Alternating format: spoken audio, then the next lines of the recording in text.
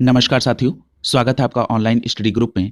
आगामी समीक्षा अधिकारी सहायक समीक्षा अधिकारी परीक्षा के लिए चलाई जा रही श्रृंखला के अंतर्गत आज की क्लास में प्रारंभिक परीक्षा 2016 के सामान्य हिंदी के प्रश्न पत्र को एक विस्तृत व्याख्या के साथ कंप्लीट कराया जाएगा।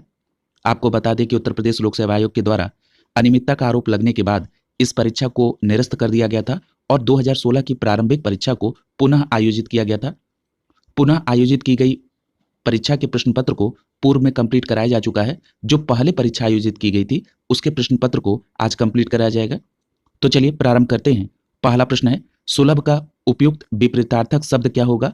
यानी प्रश्न संख्या 1 में सुलभ का विलोम पूछा जा रहा है, तो आपका सही जवाब होगा दुर्लभ। यानी प्रश्न संख्या 1 का सही जवाब होगा विकल्प डी। यहां पर विकल्प बी में देखिए अलब्ध लिखा हुआ है। याद रखिएगा, लब्ध का विलोम होता है अलब्ध या प्रदत्त, याद रखेंगे। प्रश्न संख्या 2 देखिए, पूछा जा रहा है कि दीर्घायु का विलोम होगा, तो आपका सही जवाब होगा अल्पायु। दीर्घायु का विलोम अल्पायु होगा। प्रश्न संख्या 2 का सही जवाब होगा विकल्प बी। याद रखिएगा, यहां पर जरा कुछ और ऑप्शन देख लीजिए। विकल्प सी में नश्वर लिखा है। याद रखिएगा, नश्वर या क्षणिक का जो विलोम होता है वो होता है शाश्वत। कई बार पूछा जा चुका है। प्रश्न संख्या 3 देखिए, पूछा जा रहा है कि व्यष्टि का विपरीतार्थक शब्द क्या होगा? तो आपका सही जवाब होगा विकल्प सी समष्टि। यानी व्यष्टि का जो विलोम होगा वो होगा समष्टि। यहां पर तीसरे प्रश्न का सही जवाब होगा विकल्प सी। जरा अन्य विकल्प को भी देखिए। विकल्प ए में लिखा है समास। समास का विलोम होता है व्यास। विकल्प बी में लिखा है संवेद। संवेद का विलोम होता है असंवेद, याद रखेंगे। प्रश्न संख्या 4 देखिए, पूछा जा रहा है कि उपमेय का सर्वथा उपयुक्त विपरीतार्थक शब्द क्या होगा? तो आपका सही जवाब होगा विकल्प ए अनुपमेय। यानी उपमेय का विलोम क्या होगा? अनुपमेय। यानी प्रश्न संख्या 4 का सही जवाब होगा विकल्प ए। याद रखिएगा, विकल्प बी में लिखा है अतुलनीय। अतुलनीय का मतलब होता है जिसकी तुलना न की जा सके। इसी प्रकार से अनुपम का अर्थ होता है जिसकी कोई उपमा न हो। अगला देखिए, प्रश्न संख्या 5, पूछा जा रहा है कि भूगोल का विपरीतार्थक शब्द क्या होगा? अर्थात भूगोल का विलोम पूछा जा रहा है, तो आपका सही जवाब होगा विकल्प डी खगोल। भूगोल का विलोम होगा खगोल। प्रश्न संख्या 6 देखिए, प्रश्न संख्या 6 में पूछा जा रहा है सहयोगी का सर्वथा उपयुक्त विपरीतार्थक शब्द क्या होगा? तो आपका सही जवाब होगा विकल्प ए प्रतियोगी। यानी सहयोगी का विलोम होगा प्रतियोगी। 6वें प्रश्न का सही जवाब होगा विकल्प ए। यहां पर देखिए विकल्प डी में प्रतिकूल लिखा है। प्रतिकूल का विलोम होता है अनुकूल, याद रखेंगे। प्रश्न संख्या 6 का सही जवाब होगा विकल्प ए, सहयोगी का विलोम होगा प्रतियोगी। प्रश्न संख्या 7 को देखिए, पूछा जा रहा है कि जोड़ का विलोम क्या होगा? तो आपका सही जवाब होगा घटाव। जोड़ का विलोम होगा घटाव। यानी प्रश्न संख्या 7 का सही जवाब होगा विकल्प सी। जरा यहां पर विकल्प ए को देखिए, लिखा है गुणा। याद रखिएगा, गुणा का जो सही विपरीतार्थक शब्द होगा अर्थात विलोम होगा वो होगा भाग, याद रखेंगे।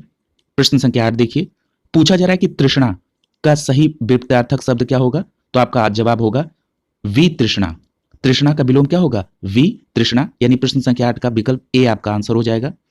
जरा अन्य विकल्प को भी देखिए। विकल्प सी में लिखा है संतुष्टि। संतुष्टि का विलोम होगा असंतुष्टि, याद रखेंगे। प्रश्न संख्या 9 देखिए, पूछा जा रहा है कि निषिद्ध का सही विलोम क्या होगा? तो आपका सही जवाब होगा विहित। निषिद्ध का विलोम होगा विहित। प्रश्न संख्या 9 का सही जवाब होगा विकल्प बी, निषिद्ध का विलोम होगा विहित। इसी प्रकार विकल्प ए को देखिए, लिखा है निश्चित। निश्चित का विलोम होता है अनिश्चित। विकल्प सी में देखिए उचित लिखा है। उचित का विलोम होता है अनुचित। और विकल्प डी में निर्मित है, जिसका विलोम होता है अनिर्मित। प्रश्न संख्या 10 देखिए, पूछा जा रहा है कि पोषक का उपयुक्त विपरीतार्थक शब्द क्या होगा? तो आपका सही जवाब होगा विकल्प सी शोषक। पोषक का विलोम क्या होगा? शोषक होगा। यानी प्रश्न संख्या 10 का सी विकल्प आपका आंसर हो जाएगा। अगला देखिए, प्रश्न संख्या 11।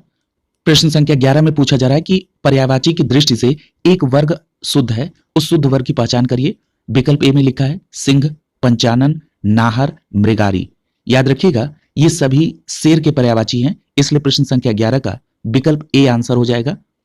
यदि हम शेर के अन्य पर्यायवाची को देखें तो केसरी, वनराज, मृगेंद्र, ये सभी क्या हैं? शेर के ही पर्यायवाची हैं। और सिंह, पंचानन, नाहर और मृगारी ये आपने विकल्प में देखा ही है। कुछ और भी पर्यायवाची आपको याद रखने होंगे जो कि विभिन्न प्रतियोगी परीक्षाओं में पूछे जा चुके हैं। जैसे शार्दुल भी शेर का पर्यायवाची होता है, पुंडरीक भी शेर का पर्यायवाची होता है, केसी, व्याघ्र और वनहरी, ये भी शेर के पर्यायवाची होते हैं। विकल्प बी में देखिए, सूर्य, रवि, दिनकर और तरड़ी, ये अशुद्ध क्यों है? क्योंकि जो सूर्य, रवि और दिनकर हैं, ये किसके पर्यायवाची हैं? सूर्य के। जबकि जो तरड़ी है, ये नौका का पर्यायवाची होता है। यहां पर एक अंतर आपको बिल्कुल स्पष्ट तौर पे याद रखना होगा कि यदि तरड़ी में ड़ में बड़ी की मात्रा है तो ये नौका का पर्यायवाची होगा, और अगर यहीं पर तरड़ी में ड़ में छोटी की मात्रा होती तब ये सूर्य का पर्यायवाची हो जाता। ठीक है। यदि हम सूर्य के अन्य पर्यायवाची को देखें तो आदित्य, भास्कर, प्रभाकर और मार्तंड, ये पर्यायवाची विभिन्न प्रतियोगी परीक्षाओं में पूछे जा चुके हैं, इसलिए इनको भी आप याद रखेंगे। विकल्प सी में देखिए, अग्नि, पावक, अनल और पिशुन, यहां पर जो अग्नि, पावक और अनल है ये तो आग के पर्यायवाची है, जबकि जो पिशुन है ये कौवे का पर्यायवाची होता है। यानी कौवा का पर्यायवाची क्या होता है? पिशुन होता है। उत्तर प्रदेश लोक सेवा आयोग ने दूसरी परीक्षा में यह पूछा कि निम्नलिखित में से कौन सा पक्षी का पर्यायवाची नहीं है, और उसमें पिशुन को एक विकल्प में डाला था, और वहां पर पिशुन सही होगा। पिशुन पक्षी का नहीं, कौवे का पर्यायवाची होता है, इसलिए इसको भी याद रखेंगे। अगला प्रश्न देखिए, प्रश्न संख्या 12, पूछा जा रहा है कि निम्नलिखित में से एक पत्थर का पर्यायवाची नहीं है, तो आपका सही जवाब क्या होगा? पत्थर का पर्यायवाची पशम नहीं होता है। यानी प्रश्न संख्या 12 का विकल्प सी आपका आंसर हो जाएगा। याद रखिएगा, प्रस्तर, उपल, पाहन, पाषाण, अश्म और शिला, ये सभी पत्थर के पर्यायवाची होते हैं। प्रश्न संख्या 12 का विकल्प सी आंसर होगा। प्रश्न संख्या 13, पूछा जा रहा है कि यमुना का पर्यायवाची नहीं है, तो यहां पर आपका विकल्प बी सही हो जाएगा। तनुजा जो है ये यमुना का पर्यायवाची नहीं बल्कि ये पुत्री का पर्यायवाची होता है। यहां प्रश्न संख्या 13 का विकल्प बी आपका आंसर हो जाएगा। यदि हम यमुना के पर्यायवाची को देखें तो ये रविजा, सूर्यजा, सूर्यसुता, अकरजा, कृष्णा, कालिंदी, ये सभी किसके पर्यायवाची हैं? यमुना के। कुछ और भी याद रखिएगा, जैसे सूर्य तनया, ये भी पूछा जा चुका है। भानुजा, ये भी यमुना का पर्यायवाची है, और जमुना भी कहा जाता है यमुना को, ये भी बात आप याद रखेंगे। यदि हम तनुजा की बात करें तो अभी हमने आपको बताया कि तनुजा पुत्री का पर्यायवाची है। यदि हम पुत्री के अन्य पर्यायवाचियों को देखें तो तनुजा के अलावा तनया, आत्मजा, दुहिता, सुता, ये सभी किसके पर्यायवाची हैं? पुत्री के, और जो विभिन्न प्रतियोगी परीक्षाओं में पूछे जा चुके हैं। जितने पर्यायवाची मैं अलग से आपको बता रहा हूं वो सब बिल्कुल आपको याद रखने हैं, उसमें न याद रखने का कोई विकल्प आपके पास नहीं है। अगला देखिए, प्रश्न संख्या 14, पूछा जा रहा है कि निम्नलिखित शब्दों में से एक शब्द शंकर का पर्यायवाची नहीं है, तो यहां पर विकल्प डी देखिए, शशधर लिखा है। शशधर जो है ये शंकर का पर्यायवाची नहीं होते हैं। याद रखिएगा, शशधर, चंद्रमा और कपूर, इन दोनों का पर्यायवाची है, याद रखेंगे। यानी यहां पर विकल्प डी सही हो जाएगा। यदि हम शंकर के पर्यायवाची को देखें तो शंकर के पर्यायवाची में ललाटाक्ष, गंगाधर, त्रिलोचन, महेश, शिव, महादेव, ये सभी किसके पर्यायवाची हैं? शंकर के। यहां पर कुछ और शंकर के पर्यायवाची आपको याद रखने होंगे, जैसे मदनारी, नीलकंठ, गंगाधर, चंद्रमौली, ये सभी भी शंकर के पर्यायवाची हैं। अगला देखिए, प्रश्न संख्या 15, पूछा जा रहा है कि निम्नलिखित में से एक शब्द आम का पर्यायवाची नहीं है, तो याद रखिएगा यहां पर विकल्प सी आपका आंसर हो जाएगा। जो अंबु है ये आम का पर्यायवाची नहीं बल्कि जल का पर्यायवाची होता है। यानी यहां पर सी विकल्प आपका आंसर हो जाएगा। याद रखिएगा, यदि हम आम के पर्यायवाची की बात करें तो अतिसौरभ, सहकार, रसाल, आम्र, फलश्रेष्ठ, अमृत फल, ये सभी किसके पर्यायवाची हैं? आम के पर्यायवाची हैं। यदि हम आम के कुछ और पर्यायवाची की बात करें जो कि विभिन्न प्रतियोगी परीक्षाओं में पूछे जा चुके हैं, तो उसमें है पिक प्रिय, आम का पर्यायवाची है। पियम्बू, पियम्बू भी किसका पर्यायवाची है? आम का। पिक वल्लभ, ये भी आम का पर्यायवाची है, याद रखेंगे। जल के पर्यायवाची में अंबु के अलावा वारी, नीर, उदक, तोय, सलील, ये सभी किसके पर्यायवाची हैं? जल के, और आप इनको जरूर याद रखेंगे। अगला देखिए, प्रश्न संख्या 16, पूछा जा रहा है कि निम्नलिखित में से एक विष्णु का पर्यायवाची शब्द नहीं है। जहां पर नहीं लगा रहे वहां पर आप बिल्कुल अलर्ट होकर उसको देखेंगे।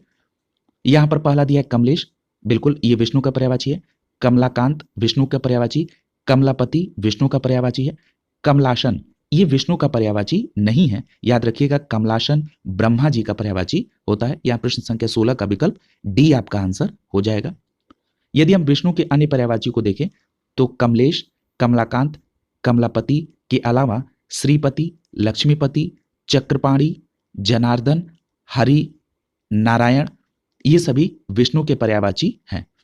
विष्णु पर्यायवाची के संदर्भ में अगर देखें तो बहुत इंपॉर्टेंट है, इसलिए विष्णु के आप जो अतिरिक्त अन्य जो पर्यायवाची हैं उनको भी आप देखेंगे, जैसे श्रीपति, मुकुंद, चतुर्भुज, उपेंद्र, अच्युत, पुंडरीकाक्ष, मधुरिपु, दामोदर, पीताम्बर, विश्वंभर, ये सभी किसके पर्यायवाची हैं? विष्णु जी के पर्यायवाची हैं, याद आप रखेंगे।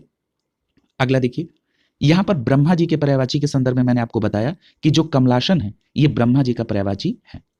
यदि हम ब्रह्मा के अन्य पर्यायवाची को देखें तो स्वयंभू या आत्मभू भी लिखा रहे तब भी ये ब्रह्मा जी का पर्यायवाची, चतुरानन, पितामह, विधि, विधाता, विरंची, प्रजापति, ये सभी किसके पर्यायवाची हैं? ब्रह्मा के पर्यायवाची हैं, याद रखेंगे। अगला देखिए प्रश्न संख्या 17, पूछा जा रहा है कि निम्नलिखित में से एक स्वर्ण का पर्यायवाची नहीं है, तो याद रखिएगा यहां पर आपका विकल्प सी सही हो जाएगा। जो हिरण्या लिखा हुआ है ये स्वर्ण का पर्यायवाची नहीं होता है, यहां पर सी विकल्प आपका आंसर हो जाएगा। यदि हम स्वर्ण के पर्यायवाची को देखें तो कंचन, कनक, सोना, हेम, हाटक, हिरण्य, कलधौत, ताम्रश, जातरूप, ये सभी किसके पर्यायवाची हैं? स्वर्ण के पर्यायवाची हैं। अगला देखिए प्रश्न संख्या 18, प्रश्न संख्या 18 में पर्यायवाची की दृष्टि से एक शुद्ध वर्ग की पहचान करना है। विकल्प ए में लिखा है इंद्र, रतीश, सहस्त्राक्ष, मधवा। याद रखिएगा इसमें सहस्त्राक्ष और मधवा जो है ये इंद्र के पर्यायवाची हैं, जबकि रतीश जो है ये कामदेव का पर्यायवाची है, इसलिए यहां पर विकल्प ए सही नहीं है। विकल्प बी देखिए, लिखा है घर, निकेतन, आयतन और निलय, ये सभी गृह के पर्यायवाची हैं, अर्थात घर के पर्यायवाची हैं, इसलिए आप प्रश्न संख्या 18 का विकल्प बी आपका आंसर होगा। विकल्प सी को देख लीजिए, यमुना, कालिंदी, भानुतनिया और जाह्नवी। इसमें कालिंदी और भानुतनिया ये दोनों यमुना के पर्यायवाची हैं, जबकि जाह्नवी गंगा का पर्यायवाची है, इसलिए यहां पर विकल्प सी गलत हो गया। विकल्प डी में देखिए वस्त्र, पाटक, अंबर और चीर, जिसमें पाटक का मतलब होता है किनारा, यानी ये किनारे का पर्यायवाची है, और वस्त्र, अंबर और चीर ये किसके? कपड़ा का पर्यायवाची है, इसलिए यहां पर विकल्प डी भी अशुद्ध था, इसलिए प्रश्न संख्या 18 का विकल्प बी आपका आंसर हो जाएगा। अगला देखिए प्रश्न संख्या 19, पूछा जा रहा है कि निम्नलिखित में से एक समुद्र का पर्यायवाची शब्द नहीं है, तो यहां पर आपका विकल्प डी सही हो जाएगा। जो जलाधिप होता है इस ये समुद्र का पर्यायवाची शब्द नहीं है, जबकि जलधि, जलधाम और जलनिधि ये तीनों समुद्र के पर्यायवाची होते हैं। ठीक है, जो विकल्प डी में जलाधिप लिखा है ये वरुण देवता का पर्यायवाची है, याद रखेंगे, इसलिए यहां पर डी विकल्प आपका आंसर हो जाएगा। समुद्र के अन्य पर्यायवाची में सागर, सिंधु, उदधि, नदीश, वारिश, नीरनिधि, रत्नाकर, अर्णव, पयोनिधि, तोयनिधि, सरितपति, ये सभी किसके पर्यायवाची हैं? समुद्र के पर्यायवाची हैं, याद रखेंगे। प्रश्न संख्या 20 देखिए, पूछा जा रहा है कि निम्नलिखित में से एक नदी का पर्यायवाची शब्द नहीं है, तो यहां पर आपका सही जवाब होगा विकल्प बी, त्रिपथगा। याद रखिएगा त्रिपथगा भी गंगा का पर्यायवाची है, और अभी आपने ऊपर पढ़ा था कि जाह्नवी भी गंगा के पर्यायवाची है, यानी आपने अभी गंगा के दो पर्यायवाची को देखा, जाह्नवी और त्रिपथगा। ठीक है, यानी यहां प्रश्न संख्या 20 का विकल्प बी आपका आंसर हो जाएगा। यदि हम नदी के अन्य पर्यायवाची को देखें तो निम्नगा, कुलंकषा, कुलवती के अलावा सरिता, नदिया, आपगा, लहरी, परिश्विनी, ये सभी किसके पर्यायवाची हैं? नदी के पर्यायवाची हैं। अगला देखिए प्रश्न संख्या 21, प्रश्न संख्या 21 में एक वर्तनी की दृष्टि से शुद्ध शब्द की पहचान करने के लिए कहा जा रहा है, तो आपका सही जवाब होगा विकल्प सी। जो अनानास लिखा है यह वर्तनी के दृष्टिकोण से बिल्कुल शुद्ध है, यानी यहां पर 21 का सही जवाब होगा विकल्प सी। यदि हम अन्य विकल्प को देखें तो विकल्प ए में लिखा है खिवया, जो कि गलत है, यह खेवया होता है, ख पे ए की मात्रा होती है। इसी प्रकार से न्योछावर लिखा है विकल्प बी में, जबकि न्योछावर होता है, यानी य में ओ की मात्रा होगी। और विकल्प डी में देखिए निरपेक्ष है, यह होता है निरपेक्ष, ध्यान रखेंगे। अगला है प्रश्न संख्या 22, पूछा जा रहा है कि शुद्ध वर्तनी वाले शब्द की पहचान करिए, तो यहां पर आपका सही जवाब होगा पर्यवसान, यानी विकल्प डी देखिए बिल्कुल सही लिखा हुआ है। यदि हम अन्य विकल्प को देखें तो विकल्प ए में लिखा है सट दर्शन, जबकि होता है षड दर्शन, यानी ट की जगह पर ड होगा। इसी प्रकार से अनापेक्षित लिखा है, जबकि सही होता है अनपेक्षित, यानी न में आ की मात्रा नहीं होगी। क्लिष्ट नहीं होता है, क्लिष्ट होता है, यानी आधा का होता है, ये बात याद रखेंगे। अगला देखिए प्रश्न संख्या 23। प्रश्न संख्या 23 में भी पूछा जा रहा है कि वर्तनी के दृष्टिकोण से सही शब्द की पहचान करिए। तो यहां पर आपका विकल्प बी सही हो जाएगा। उन्नयन में आधा न और पूरा न होता है, यहां पर विकल्प बी आपका सही हो जाएगा। यदि हम उन्नयन के अर्थ की बात करें तो उन्नयन का मतलब होता है ऊपर की ओर उठाना। प्रश्न संख्या 24 में भी वर्तनी की दृष्टि से शुद्ध शब्द की पहचान करना है, तो यहां पर विकल्प ए सही हो जाएगा। आविष्कार होता है, यहां पर विकल्प ए आपका सही जवाब होगा। यदि हम अन्य विकल्प को देखें तो विकल्प बी में देखिए देवार्षि लिखा है, जबकि सही होता है देवर्षि, यानी व में आ की मात्रा नहीं होगी। इसी प्रकार विकल्प सी देखिए लिखा है निशब्द, निशब्द नहीं होता है, निह शब्द होता है। जबकि जमाता नहीं होता है, जामाता होता है, ज में आ की मात्रा होगी। प्रश्न संख्या 25 देखिए। प्रश्न संख्या 25 में वाक्य दिए गए हैं और शुद्ध वाक्य की पहचान करना है। विकल्प ए में लिखा है पर्वतीय प्रदेश में प्रातः काल का दृश्य बहुत चित्ताकर्षक होता है।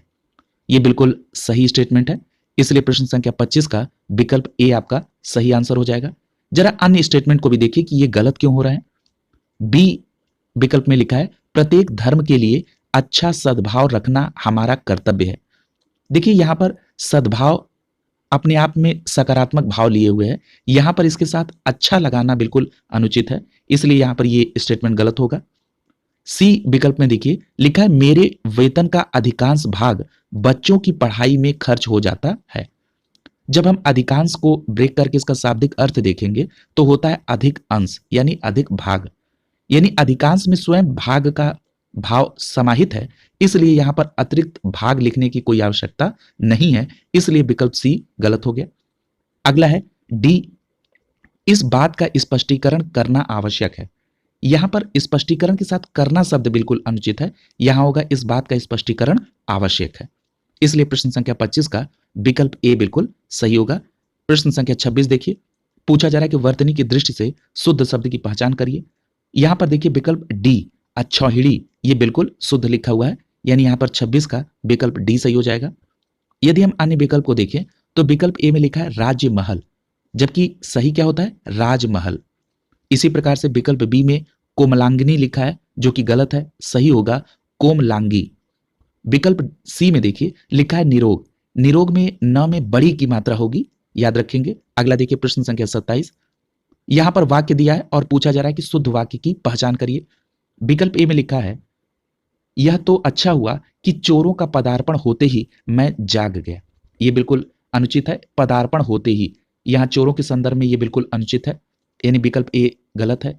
अगला है अच्छे लेखन के लिए शब्द संयम आवश्यक है, यह बिल्कुल शुद्ध वाक्य है, इसलिए प्रश्न संख्या 27 का विकल्प बी आपका आंसर हो जाएगा। जरा अन्य विकल्प को भी देखिए। लिखा है कक्ष में असंख्य जन समूह उपस्थित था। यहां पर असंख्य भी लिखा है और जन समूह भी लिखा है, ये दोनों का प्रयोग एक साथ अनुचित है, इसलिए यहां पर विकल्प सी जो है गलत हो गया।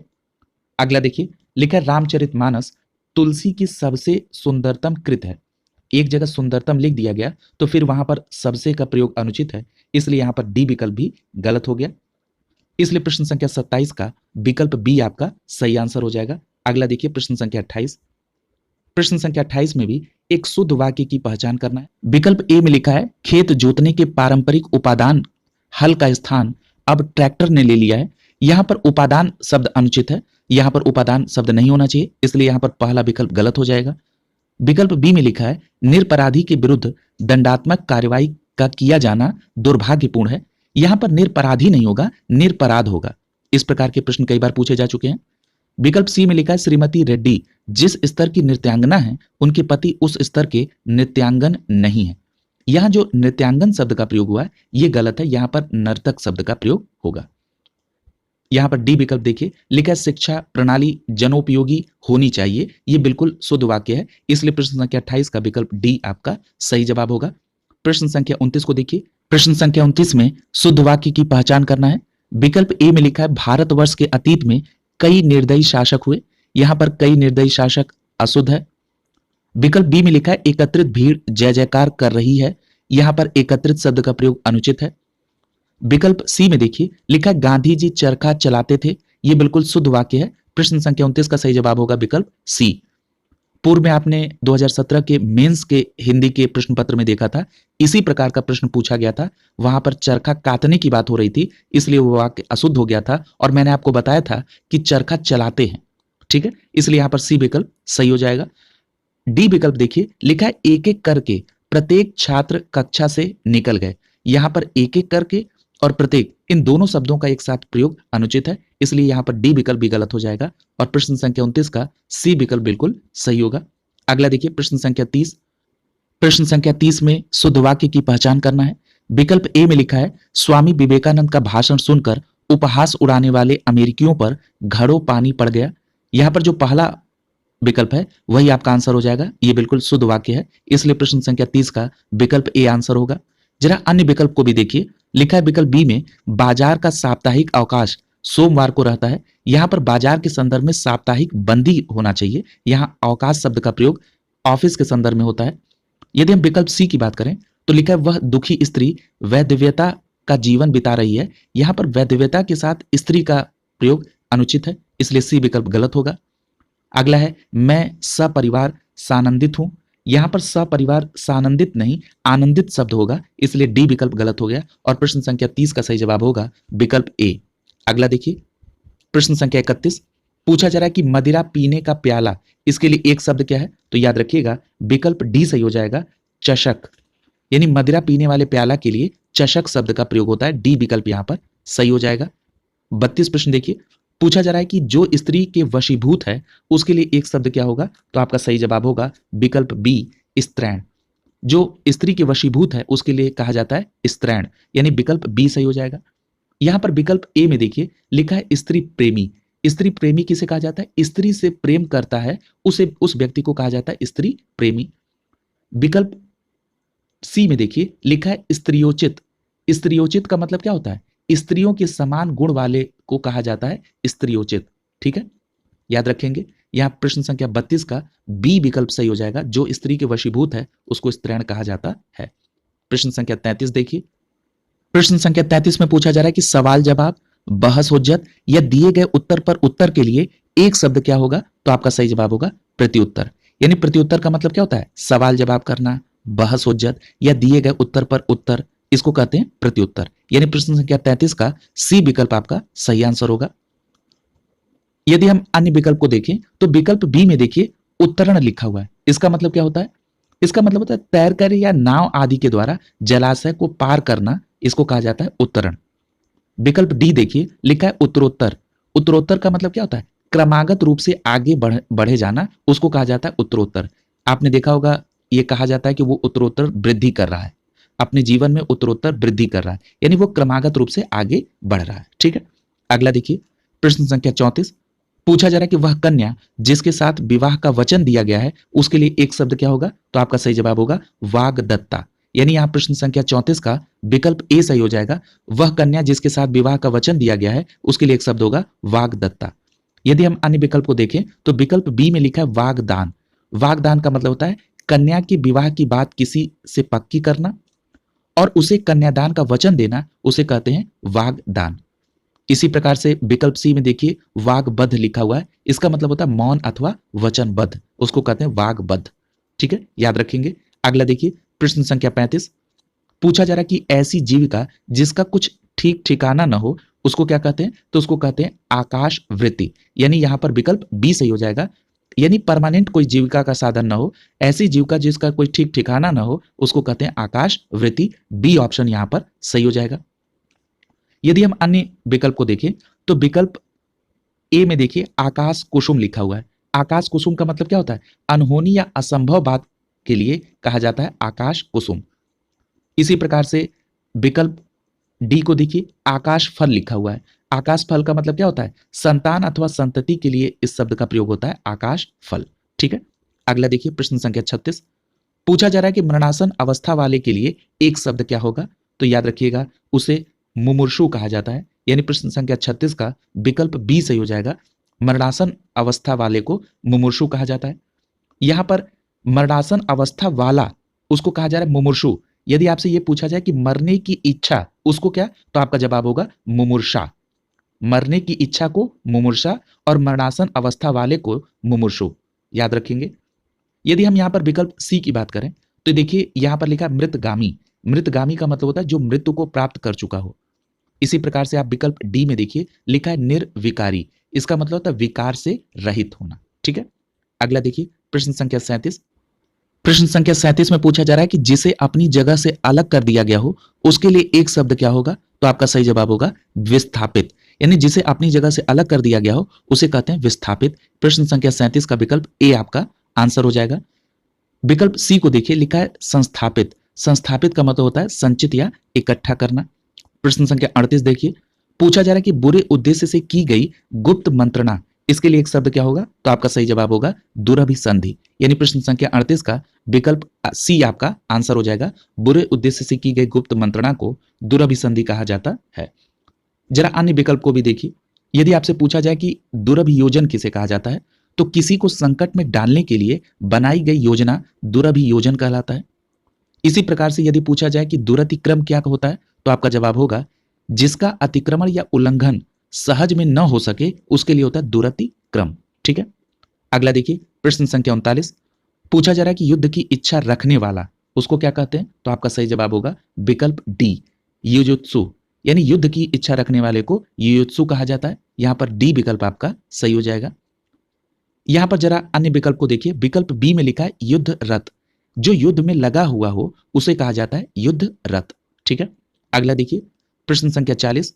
पूछा जा रहा है कि तैरने या पार होने की का इच्छुक उसके लिए एक शब्द क्या होगा? तो आपका यहां पर विकल्प बी सही हो जाएगा तितिर्षु। यानी तैरने या पार होने की इच्छा रखने वाले को कहते हैं तितिर्षु। ठीक, और अगर आपसे यह पूछा जाए कि तैरने की इच्छा, तब आप क्या कहेंगे? तब आप कहेंगे तितिर्षा। यानी तैरने की इच्छा पूछी जाए तो तितिर्षा, और तैरने या पार करने का इच्छुक जो व्यक्ति इच्छुक हो उसे कहेंगे तितिर्षु। यानी यहां पर बी विकल्प आपका आंसर हो जाएगा। यदि हम अन्य विकल्प को देखें तो विकल्प ए में लिखा है तैराक। तैराक उसे कहा जाता है जो अच्छी तरह से तैरना जानता हो। इसी प्रकार से विकल्प सी में देखिए तारक शब्द लिखा है, इसका मतलब होता है आंखों की पुतली या तारों से भरा हुआ। अगला देखिए प्रश्न संख्या 41।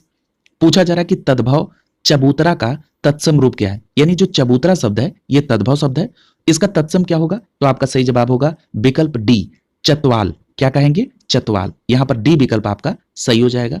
अगला देखिए, याद रखिएगा चतवाल के अलावा इसे चत्वर भी कहा जाता है। चबूतरा का जो तत्सम होता है या तो चतवाल कहेंगे या चत्वर। अगला देखिए प्रश्न संख्या 42। पूछा जा रहा है कि निम्नलिखित में से एक तद्भव शब्द कौन सा है? तब यहां पर आपका सही जवाब होगा पूंजी। पूंजी शब्द जो है यह तद्भव शब्द है। ठीक है, यहां पर ए विकल्प आपका सही हो जाएगा। यदि इसका तत्सम पूछा जाए तो पूज्य जो है इसका तत्सम होगा। अगला देखिए प्रश्न संख्या 43। पूछा जा रहा है कि बेंत का तत्सम रूप है, तो आपका सही जवाब क्या होगा? वेत्र। बेंत का जो तत्सम है वो होगा वेत्र। यानी प्रश्न संख्या 43 का विकल्प बी आपका आंसर हो जाएगा वेत्र। अगला देखिए प्रश्न संख्या 44। पूछा जा रहा है कि चना का तत्सम रूप है, तो चना का तत्सम रूप क्या है? चणक। यानी यहां पर विकल्प ए आंसर हो जाएगा। चना का जो तत्सम है वो होता है चणक। अगला देखिए प्रश्न संख्या 45। पूछा जा रहा है कि ऊन का तत्सम रूप है, तो ऊन का तत्सम रूप क्या होता है? ऊर्ण होता है। यानी यहां पर विकल्प डी सही हो जाएगा। ऊन का तत्सम क्या होगा? ऊर्ण। अगला देखिए प्रश्न संख्या 46। पूछा जा रहा है कि थाली का तत्सम रूप है, तो थाली का तत्सम रूप क्या होगा? स्थाली। यानी यहां पर विकल्प ए सही हो जाएगा। ये कई बार पूछा जा चुका प्रश्न है, इसलिए इसको याद रखेंगे। अगला देखिए प्रश्न संख्या 47। पूछा जा रहा है कि जामुन का तत्सम रूप है, तो जामुन का तत्सम रूप क्या होगा? आपका विकल्प यहां पर सी सही हो जाएगा जंबू। जंबू जो है जामुन का तत्सम रूप होता है, याद रखेंगे। अगला देखिए प्रश्न संख्या 48। पूछा जा रहा है कि निम्नलिखित में से कौन सा एक तत्सम शब्द है, तो यहां पर आपका सही जवाब होगा विकल्प सी। जो डाकिनी शब्द है ये क्या है? तत्सम शब्द है। अगर आपसे पूछा जाए कि डाकिनी का तद्भव क्या होगा, तब आपका जवाब क्या होगा? डाइन। याद रखेंगे डाकिनी का जो तद्भव होगा वो होगा डाइन। अगला देखिए प्रश्न संख्या 49। पूछा जा रहा है कि एक तद्भव शब्द है, तो आपका सही जवाब क्या होगा? यहां पर विकल्प डी सही हो जाएगा। जो पंजीरी शब्द है ये क्या होता है? तद्भव शब्द होता है। ठीक है, यानी यहां पर डी विकल्प आपका सही हो जाएगा। अगला देखिए प्रश्न संख्या 50। पूछा जा रहा है कि निम्नलिखित में से तद्भव शब्द कौन सा है, तो आपका सही जवाब क्या होगा? अटल। ये जो अटल शब्द है ये क्या है? तद्भव है, इसलिए यहां पर ए विकल्प आपका सही हो जाएगा। अगला देखिए प्रश्न संख्या 51 में पूछा जा रहा है एक विशेषण शब्द नहीं है, यानी इन 4 विकल्प में एक ऐसा शब्द है जो विशेषण नहीं है, उसकी पहचान करना है। आप सभी को पता है कि विशेषण वो पद होता है जो किसी की विशेषता बताता है, और जिस शब्द की विशेषता विशेषण बताता है उसे विशेष्य कहा जाता है। जैसे मैंने आपको कहा था कि जब भी इस प्रकार का प्रश्न आए तब आप उस शब्द को वाक्य में प्रयोग करके देखिए। जैसे आप कहते हैं लजीला व्यक्ति, लाडला लड़का, लापता आदमी, ठीक है। यानी ये सभी शब्द जो हैं ये किसी की विशेषता को बता रहे हैं या उसको आइडेंटिफाई कर रहे हैं, इसलिए इसको विशेषण कहेंगे। यहां पर जो लांछन शब्द है ये विशेषण नहीं है। यहां पर 51 का सी विकल्प आपका आंसर हो जाएगा। अगला देखिए प्रश्न संख्या 52, पूछा जा रहा है कि युद्ध देखकर अशोक का कठोर हृदय मोम जैसा पिघल गया, इस वाक्य में विशेष्य है। विशेष्य का मतलब जिसकी विशेषता बताई जा रही हो। अब जरा यहां पर देखिए लिखा है कठोर हृदय, यानी हृदय की विशेषता बताई जा रही है कि वो कठोर है। यानी यहां पर कठोर शब्द किसकी विशेषता बता रहा है? हृदय की, इसलिए हृदय शब्द क्या हो गया? विशेष्य हो गया, और यहां पर सी विकल्प आपका आंसर हो जाएगा। अगला देखिए प्रश्न संख्या 53, पूछा जा रहा है कि निम्नलिखित शब्दों में से एक विशेषण नहीं है, यानी यहां पर विशेषण नहीं है। देखिए मैंने आपसे कहा था इसको प्रयोग में लाइए। जैसे विकल्प ए में लिखा है श्रव्य, आप क्या कहते हैं? श्रव्य ध्वनि, यानी ऐसी ध्वनि जो सुनी जा सकती हो, यानी उस ध्वनि की विशेषता बता रहा है श्रव्य शब्द, इसलिए ये विशेषण है। विकल्प बी में लिखा है सर्व, आप कहते हैं सर्वगामी, ठीक है, यानी उसकी विशेषता बता रहा है जो हर जगह चला जाए। सर्वहारी, यानी जो सब कुछ ग्रहण करे। आप कहते हैं गर्व, ठीक है, ये जो गर्व है ये विशेषण शब्द नहीं है, ये क्या है? विशेष्य है। आप कहते हैं भव्य किला, यानी ये जो किला की विशेषता को बता रहा है भव्य, इसलिए भव्य शब्द विशेषण होगा। यहां पर सही जवाब होगा विकल्प सी। गर्व शब्द जो है ये विशेषण नहीं है। यदि आपसे गर्व का विशेषण पूछा जाए तो आपका सही जवाब होगा गर्वीला। अगला देखिए प्रश्न संख्या 54, पूछा जा रहा है कि इंद्रिय का विशेषण है, तो आपका सही जवाब होगा इंद्रिय। इंद्रिय का विशेषण क्या होगा? इंद्रिय। इस प्रकार प्रश्न संख्या 54 का सही जवाब होगा विकल्प डी, इंद्रिय। अगला देखिए प्रश्न संख्या 55 में पूछा जा रहा है कि उस वाक्य की पहचान करिए जिसमें विशेषण का प्रयोग नहीं हुआ है। यहां विकल्प ए में लिखा है वह विद्यार्थी है। देखिए इस वाक्य में किसी भी विशेषण शब्द का प्रयोग नहीं हुआ, यानी ऐसे किसी भी शब्द का प्रयोग नहीं हुआ जो किसी की विशेषता को बता रहा हो, इसलिए यहां पर विकल्प ए सही हो जाएगा। वह विद्यार्थी है, इसमें विशेषण का प्रयोग नहीं हुआ है। जरा अन्य विकल्प को देखिए, लिखा वह लड़का विद्यार्थी है। यहां पर देखिए सार्वनामिक विशेषण का प्रयोग हुआ है। कहा जा रहा है कि वह लड़का विद्यार्थी है, यानी कई लड़के हैं, उसमें से किसी पर्टिकुलर लड़के की बात की जा रही है कि वह लड़का विद्यार्थी है, इसलिए विकल्प बी में सार्वनामिक विशेषण है। विकल्प सी देखिए लिखा है वह प्रबुद्ध विद्यार्थी है, यानी जो विद्यार्थी है, जिस विद्यार्थी की बात है उसको बताया जा रहा है वो प्रबुद्ध विद्यार्थी है, यानी उस विद्यार्थी की विशेषता प्रबुद्ध शब्द बता रहा है। इसी प्रकार से लिखा है कि वह परिश्रमी भी है, यानी उसकी विशेषता बताया जा रहा है कि वो परिश्रमी भी है, इसलिए यहां पर परिश्रमी विशेषण शब्द का प्रयोग हुआ है। यहां 55 का सही जवाब होगा विकल्प ए, इसमें कोई विशेषण का प्रयोग नहीं हुआ है। अगला देखिए प्रश्न संख्या 56, पूछा जा रहा है कि भक्त की करुणा पुकार सुनकर भक्त वत्सल्य भगवान दयाद्र हो उठे, इसमें प्रयोग किए गए विशेष्यों की दृष्टि से कौन सा युग्म शुद्ध है, यानी ऐसे युग्म की पहचान करना है जो इस वाक्य में एज ए विशेष से प्रयोग हुआ है। तो यहां पर देखिए लिखा है करुण पुकार, यानी जो पुकार है वो कैसी है? करुण है, यानी जो करुण शब्द है वो पुकार की विशेषता को बता रहा है, इसलिए पुकार क्या हो गया? विशेष्य हो गया। इसी प्रकार से देखिए लिखा है भक्त वत्सल्य भगवान, यानी भगवान की यहां पर विशेषता कौन सा शब्द बता रहा है? भक्त वत्सल्य, यानी यहां पर जिसकी विशेषता बताई जा रही है उसे विशेष्य कहते हैं, इसलिए भगवान शब्द यहां क्या हो गया? विशेष्य। यहां पर डी विकल्प देखिए, पुकार और भगवान ये दोनों विशेष्य का सही युग्म है, इसलिए यहां पर डी विकल्प आपका आंसर हो जाएगा। अगला देखिए प्रश्न संख्या 57, पूछा जा रहा है कि भोले बालक ने क्रूर डाकू के कठोर हृदय में कोमल भावना जगा दी, यहां पर कितने विशेष हैं? तो यहां पर देखिए लिखा है भोले बालक, यानी बालक की विशेषता कौन सा शब्द बता रहा है? भोले, यानी भोले शब्द जो है ये विशेषण हो जाएगा, और किसकी विशेषता बता रहा है? बालक की, तो बालक क्या हो जाएगा? विशेष्य, यानी एक विशेष यहां मिला। अगला देखिए लिखा है क्रूर डाकू, यानी ये जो क्रूर शब्द है ये डाकू की विशेषता बता रहा है, इसलिए जो डाकू है ये विशेष्य हो जाएगा, यानी दो विशेष्य मिल गए। अगला देखिए लिखा है कठोर हृदय, यानी हृदय की विशेषता बता रहा है कठोर शब्द, इसलिए कठोर विशेषण होगा और हृदय क्या होगा? विशेष्य। अगला लिखा है कोमल भावना, यानी भावना की विशेषता कौन शब्द बता रहा है? कोमल, इसलिए भावना क्या हो जाएगा, विशेष्य हो जाएगा। यहां पर 4 विशेष्य का प्रयोग किया गया, यानी यहां पर विकल्प ए सही हो जाएगा 57 का। अगला देखिए प्रश्न संख्या 58, पूछा जा रहा है कि निम्नलिखित में से एक विशेषण शब्द नहीं है। तो यहां पर आपका विकल्प ए सही हो जाएगा। ये जो वरदान शब्द है ये विशेषण नहीं है, यहां पर ए विकल्प सही हो जाएगा। अगला देखिए 59, पूछा जा रहा है कि निम्नलिखित में से एक विशेषण शब्द है। तो यहां पर आपका सही जवाब क्या होगा, विकल्प डी। जो महत् शब्द है ये क्या है, विशेषण शब्द है, इसलिए यहां पर 59 का सही जवाब होगा विकल्प डी। अगला देखिए प्रश्न संख्या 60, प्रश्न संख्या 60 में पूछा जा रहा है कि निम्नलिखित में से एक विशेषण शब्द नहीं है। प्रयोग करके आप देख लीजिए। लिखा है बहुरूपिया, आप कहते हैं बहुरूपिया आदमी। इसी प्रकार से बातूनी व्यक्ति, इसी प्रकार से बादामी, बांका, ये सभी क्या है, विशेषण शब्द हैं। और याद रखिएगा ये जो बहुरूपिया और बांका शब्द है ये विशेषण और विशेष्य दोनों तरह से प्रयोग में लाया जाता है। इस प्रकार ये प्रश्न संख्या 60 विवादास्पद रहा। लोक सेवा आयोग ने इसका आंसर विकल्प ए माना था, बहुरूपिया, जो कि प्रयोग के आधार पर आपने देखा कि ये विशेषण भी है। ये इस प्रकार से विवादास्पद प्रश्न रहा। इस प्रकार से यह प्रश्न पत्र विस्तृत व्याख्या के साथ एक एक पॉइंट को क्लियर करते हुए कंप्लीट कराया गया। अगले टॉपिक में एक नए प्रश्न पत्र के साथ मुलाकात होगी। शुभकामनाओं के साथ आप सभी का बहुत बहुत धन्यवाद।